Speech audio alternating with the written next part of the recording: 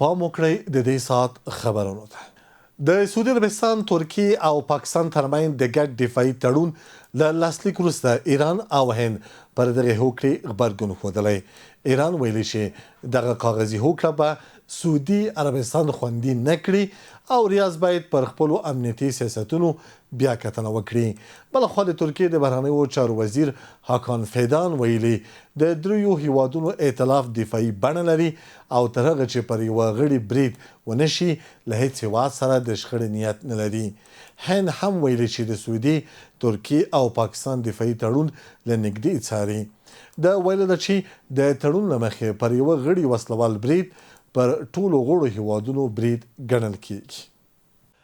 د ایران پارلمان ملي امنیت او بهرني پالیسۍ کمیټې د ترکیې، پاکستان او سعودي عربستان ترمنځ وروستۍ هوکړې ته په غبرګون کې ویلي دا کاغذي هوکړه به ریاض خوندي نه کړي. د دغې کمیټې غړي ابراهیم رضایي وویل دا هوکړه به سعودي عربستان ته هغه امنیتي تضمین ورنه کړي چې ریاض یې توقع لري. رضایي پر ټولنیزو رسنیو خپل بیان کې ویلي سعودي عربستان باید په دې پوه شي چې پاکستان او ترکیې سره شوی کاغذي هوکړې یې نشي خوندي کولی، ځکه په تیر کې هم ریاض له لسیزو پر امریکا تکیه درلود، خو سره له دې بیا هم سعودي عربستان خوندي نشو. نوموړي د سعودي عربستان مشرتابه ته د مشورې په ډول ویلي پر خپلو پالیسیو له سره کتنه وکړي تر څو د هیواد امنیت ساتلو لپاره نورو ته اړتیا پیښه نه شي. د سعودي عربستان، ترکیې او پاکستان ترمنځ د وروستۍ هوکړې یوه ماده داسې ده چې د یوه هیواد پر خلاف برید د دریو هیوادونو پر ضد برید ګڼل کیږي. خو د ترکیې د بهرنیو چارو وزیر هاکان فیدان ویلي چې د ترکیې، سعودي عربستان او پاکستان ګډ ټالواله دفاعي بڼه لري او د پراختیا غوښتنې یا تعرضي تګلاره نه تعقیبوي. فیدان زیاته کړې تر هغه چې پر دې هیوادونو برید ونه شي دغه ائتلاف له هېڅ هیواد سره د شخړې نیت نه لري. gerekiyor. Suudi Arabistan, Pakistan, Türkiye dış politika tavırlarına baktığınız zaman کله چې د سعودي عربستان، پاکستان او ترکیې د بهرني سیاست د ریزونو ته وګورو دا هغه هیوادونه نه دي چې د پراختیا غوښتنې او پراختیا پالنې سیاستونه تعقیبوي. کله چې موږ له دغو هیوادونو سره یو ځای کیږو په طبیعي ډول یو دفاعي ډله جوړوو، په بل عبارت هیڅ ډول تعرضي تګلاره نه لرو. تر هغه چې پر موږ برید ونه شي دا ائتلاف له هیڅ هیواد سره د شخړې کولو نیت نه لري. tabiatıyla savunmaya yönelik bir örgüt oluyoruz. Yani ofensif gidelim şurada da hep beraber şunu yapalım, şunu edelim. په همدې حال کې هند وایي د سعودي عربستان، ترکیې او پاکستان ترمنځ لاسلیک شوی د مکې ګډ دفاعي تړون له نږدې څاري. د هند بهرنیو چارو وزارت ویاند ویلي نوی ډیلي د دریو هیوادونو دغه دفاعي هوکړه مهم پرمختګ بولي.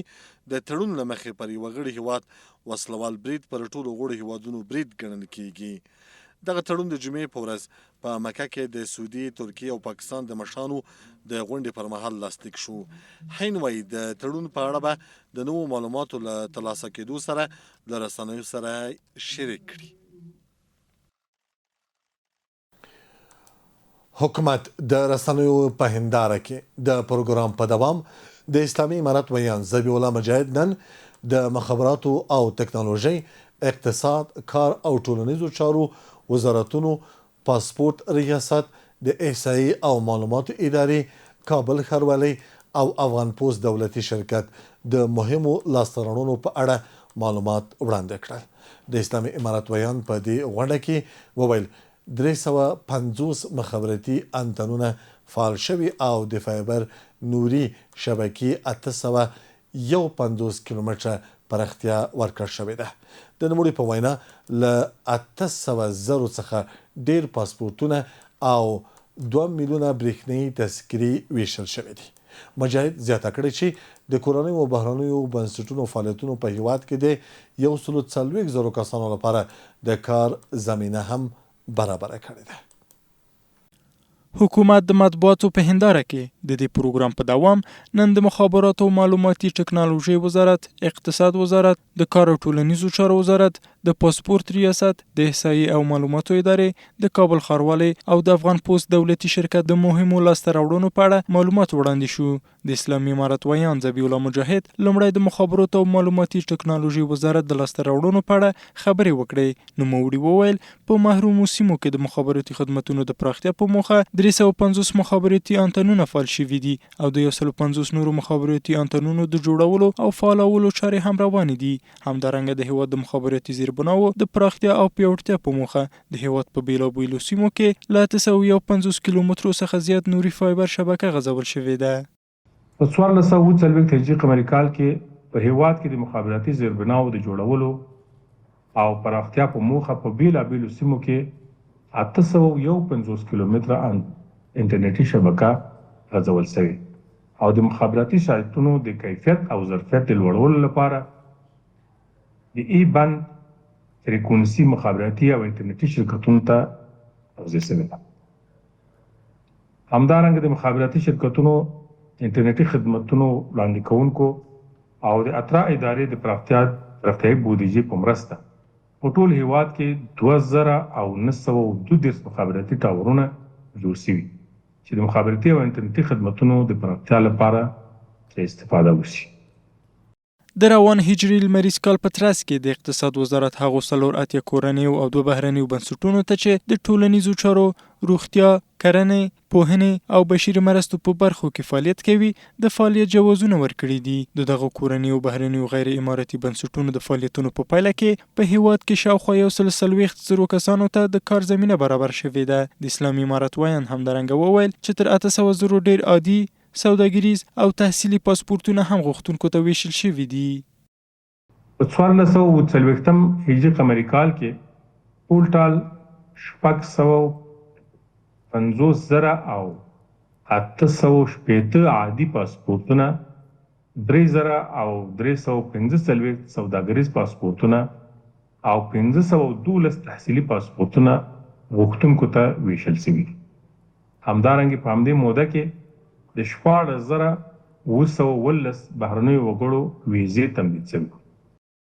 په همدې حال کې د احصایې او معلوماتو ادارې هم د روان هجري لمریز کال په ترڅ کې 2 میلیونه برېښنایي تذکرې، 1 میلیون نوې او مصنع کاغذي تذکرې او همدارنګه 20,000 کاغذي تذکرې د کوچنیانو لپاره ویشلې دي. ښاغلي مجاهد څرګنده کړه چې تیر کال په کابل ښار کې د آسان خدمت یو مرکز او په بلخ، هرات، هلمند، ننګرهار، کندوز او فراه ولایتونو کې 4 نور مرکزونه فعال شوي دي. په دې ناسته کې د کابل ښاروالۍ لاسته راوړنې هم تشریح شوې. ښاغلي مجاهد وویل چې د ښاري نظم د ټینګښت په برخه کې د کابل ښار ګڼې مزدحمې سیمې له لاس پلورونکو پاکې شوي دي. همدارنګه د ښار د شناوالي په برخه کې 511,580 نیالګي او زینتي ګلان کینول شوي دي.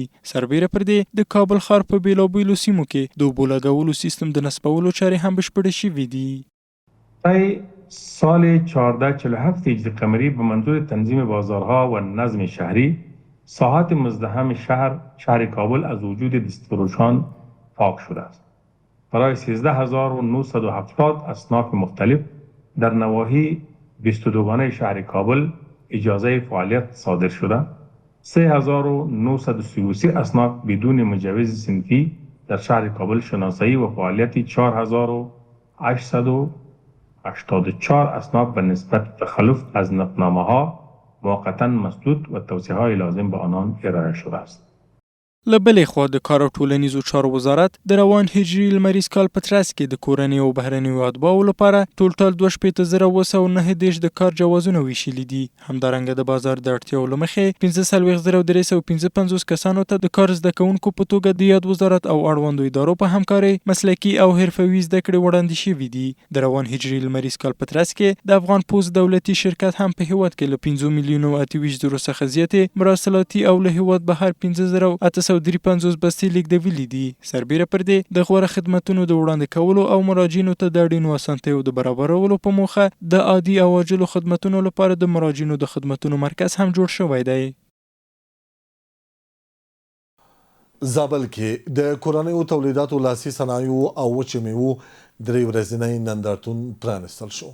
دغه نندارتون کې بیلابیل ټوکي په 150 غرفو کې نندارې ته وړاندې شوي چې د زابل مرکز قلات په ګډون د شاجوی ولسوالۍ سوداګرو هم پکې برخه اخیستې وه. دا زابل کې د لاسي صنایعو کورنیو تولیداتو او وچو میوو 3 ورځنی نندارتون دی. د نندارتون جوړونکي وایي دلته په 10 غرفو کې بېلابېل توکي د سوداګرو او کوچنیو کاروباریانو له لوري نندارې ته ایښودل شوي دي. د مسؤلینو په وینا د جوړ شوي نندارتون څخه یې موخه دا ده چې د زابل وچې میوې، لاسي صنایع او کورني تولیدات نړیوالو بازارونو ته ورسوي. دا نندارتون به انشاءالله نن یې د پرانیستې غونډه ده 18 تاریخ د یکشنبې ورځ او 3 ورځې به دوام وکړي او په دې نندارتون کې ټولې 13 غرفې دي چې په دې کې 12 تر 14 پورې د 12 تر 14 غرفو پورې د زراعتي موادو دي او لاسي صنایع نندارې ته ښوول شوي دي. زراعتي اجناس دي، د دې سره په څنګ کې صنعتي اجناس دي. دا ټول د بازار موندنې لپاره و نندارې ته ښوول شوي. اول کلیف محمد هاشم مرغوال د زابل سوداګرۍ خوني مشر. بل لور ته په دغه نندارتون کې سوداګر او کوچني کاروباریان د خوښۍ په څرګندولو سره وایي چې د دوی د توکو د صادرولو لپاره دې نورو هیوادونو ته بدیلې لارې پیدا سي. او ستونزې نو دغه دي چې د 2 کاله 3 کاله کېږي چې موږ ته لارې بندې دي، خصوصا د پاکستان لاره چې موږ ته بنده ده. متاسفانه وایي چې ډېر مالونه موږ خوا پاکستان ته بس هغه لاره پوره بنده ده. د ایران لاره هم بنده شوله پوره.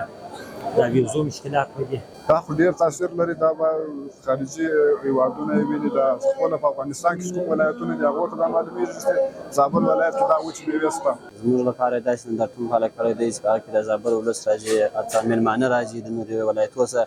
هغه زموږ د زابل هغه لاسته راوړنې ګوري چې آیا په زابل کې یو لاسته راوړنه شته که نشته. دا خلک د هغې لګیا دي، په یو کار لګیا دي.